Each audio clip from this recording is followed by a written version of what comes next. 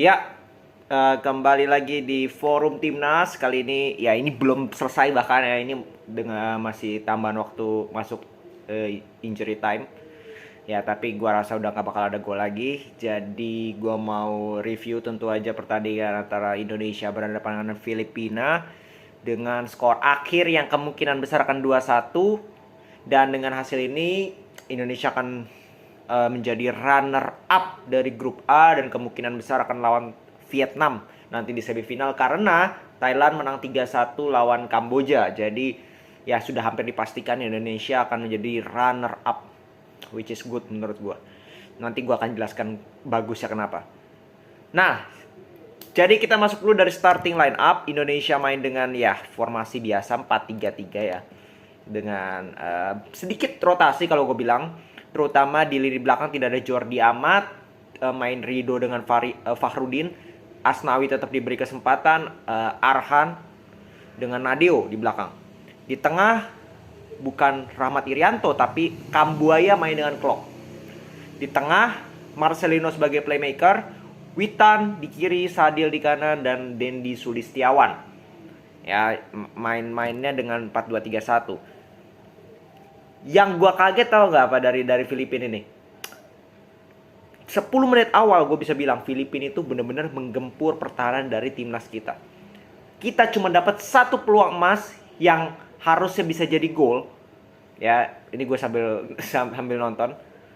Harusnya jadi gol kalau dipassing sama yang namanya Sadil. Tapi dia lagi-lagi menunjukkan egonya. Pemain sayap kita ini bener-bener gue nggak tahu kenapa ya, gue doang yang merasa, tapi di AFF ini pemain sayap kita mau Sadil, Witan, Egy udah finishingnya bapuk dan egois. Tadi Witan kosong malah di shoot dari sudut yang sempit. That's it di bawah di 10 menit awal. Filipina dapat beberapa kali counter dan kelihatan mereka kenceng banget. Intensitas mereka begitu tinggi. Tampaknya mereka pengen gol cepat. Tapi memang sayangnya Nadeo masih beberapa kali lakukan save juga dan defense kita lumayan bagus sehingga tidak terjadi gol. Baru di menit ke 20 ke atas Indonesia mulai ambil alih.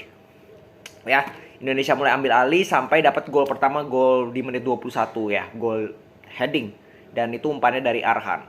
Ya Arhan itu kelebihan dari Arhan di mana dia mampu melakukan lemparan ke dalam dengan sangat bagus, jauh.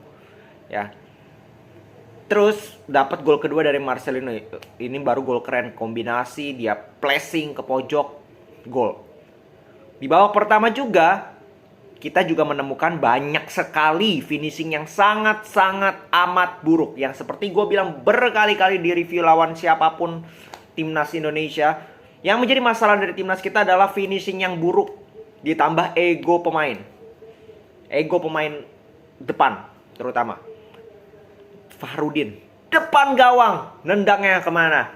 Aduh, gue pusing. Dendi depan gawang, tendangnya gue rasa bukan membahayakan gawang itu, tapi membahayakan penerbangan di Filipina. Karena aduh ampun, akurasinya benar-benar buruk banget. Harusnya kita minimal udah 3-4 gol di babak pertama, tapi itu nggak kejadian karena finishing kita yang buruk. Masuk babak kedua. Nah ini yang gue juga gak habis pikir. Babak kedua kita sama sekali gak ngelawan. Dalam arti apa ya, kalau gue bilang terutama di lini tengah ya, gue gak tahu kenapa Kambuaya sama Klok ketika main bareng, setiap kali main bareng gue perhatiin jelek gitu. Kita tidak bisa kontrol lini tengah. Ya, butuh tetap sosok Irianto dengan salah satu dari Kambuaya maupun Klok, baru di situ lebih jalan. Jadi di babak kedua juga lebih banyak Filipina mengambil inisiatif serangan. Ya kan, kita dapat beberapa kali counter. Beberapa kali counter dan beberapa kali juga gue dibikin kesal sama pemain kita. Karena apa? Pertama egois. Kambuaya.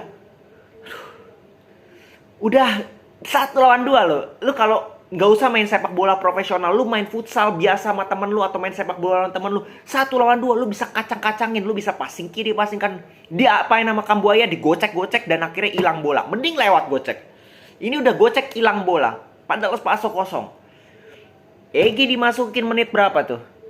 Egy masuk, Spaso kan masuk babak kedua, Yakob masuk, Rahmat Irianto. Ya Rahmat Irianto juga udah menit-menit terakhir nggak terlalu ngaruh. Egy depan gawang. mau di itu tinggal di passing lerek gitu, shoot, mending on target, jauh melenceng. Jadi gue enough lah menurut gue udah capek gitu dari match lawan Kamboja, Brunei. Beruntung kita Brunei itu menang 7-0 tuh beruntung. Karena apa? Karena Brunei dapat kartu merah. Tapi secara permainan apakah kita menyajikan penampilan yang bagus? Nothing. Lawan Thailand, amburadul depan gawang, gak tahu tendangannya itu ngawur kemana. Padahal main di kandang.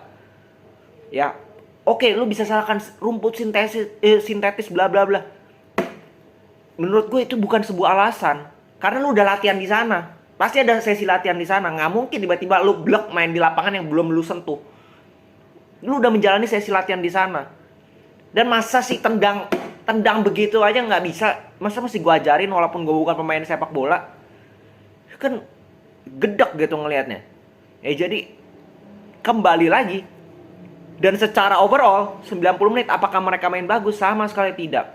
Lini tengah tidak bisa dikontrol oleh Indonesia. Kambuaya main amburadul. Siapa lagi nih mau gue? Sadil amburadul. Witan nggak kelihatan.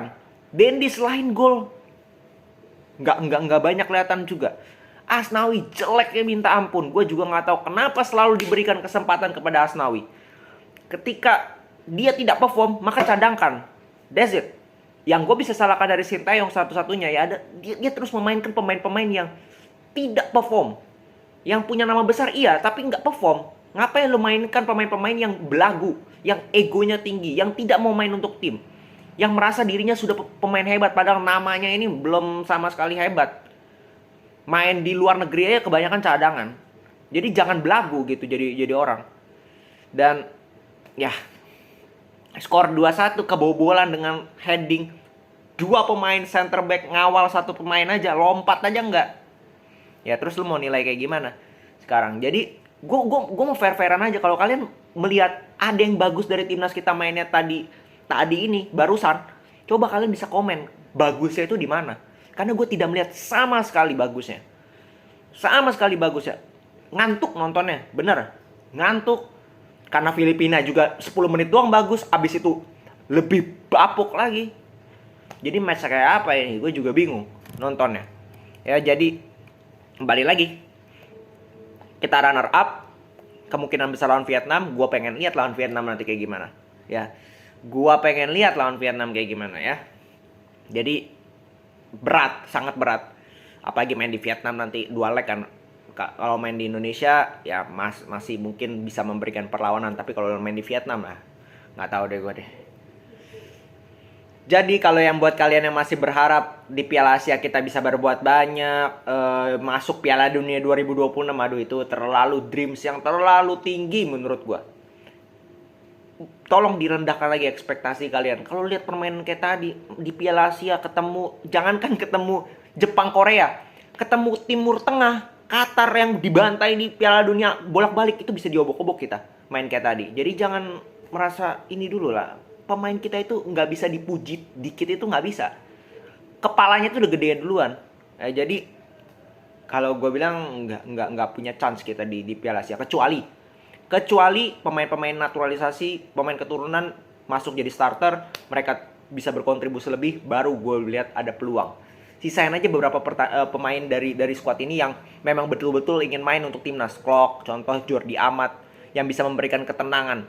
Marcelino, sisanya itu cadangin kalau gue bilang.